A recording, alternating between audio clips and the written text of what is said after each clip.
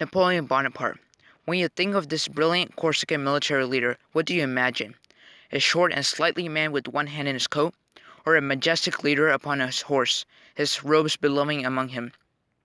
Whatever you think of when you hear Bonaparte's name, it cannot be denied that the man, who was in the right place at the right time during the French Revolution, changed history forever. Let's examine how events went down on the fateful day of June 18, 1815, when Bonaparte lost in a decisive defeat to the Duke of Wellington and his allies near a village in Belgium. Bonaparte was in frail health, and the terrain was not to work in his favor. The weather had recently turned the area into a soggy mess of mud, and Napoleon made a series of key mistakes, such as splitting up his army, which meant that Wellington eventually got the best of him. So, what if Bonaparte had instead been on his A game that day, and reversed history by dealing a heavy blow to Wellington instead? How would the history of the world change?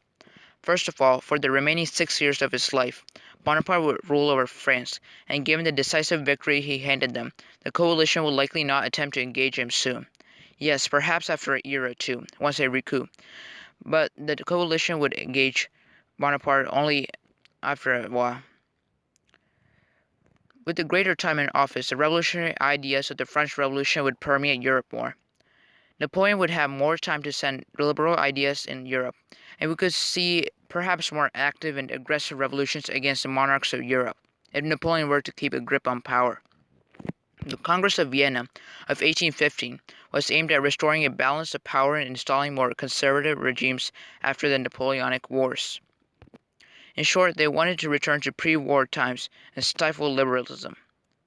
Many European leaders were worried that the French Revolution would spread to their countries, and this promoted their vengeance on Napoleon. Also, they didn't like the idea of one country conquering such large swaths of Europe.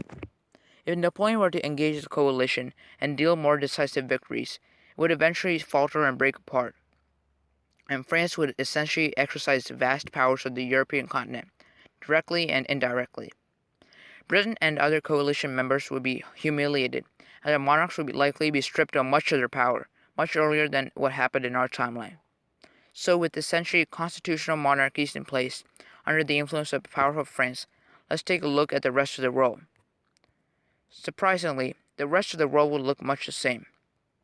Sure, Napoleon ushered in a concept based on nationalism and merit more than traditional monarchy, but this wouldn't directly affect the outside world at large.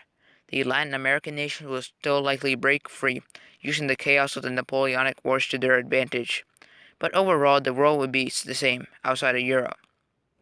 Now, back to Europe. Napoleon had died in 1821 and is succeeded by his son, Napoleon II. In our timeline, the leaders of Europe refused to see him as legitimate. He died from poor health at 21. So he wouldn't have the military and governing genius of his father and be a weak leader. This would likely mean that any former coalition members under him, such as Austria and Prussia, would break away, adopting a view that Napoleon himself had promoted: nationalism. Ironically, they would be destroying Napoleon's empire using one of his fundamental concepts. By the late 1820s, we could see the widespread collapse of the French Empire.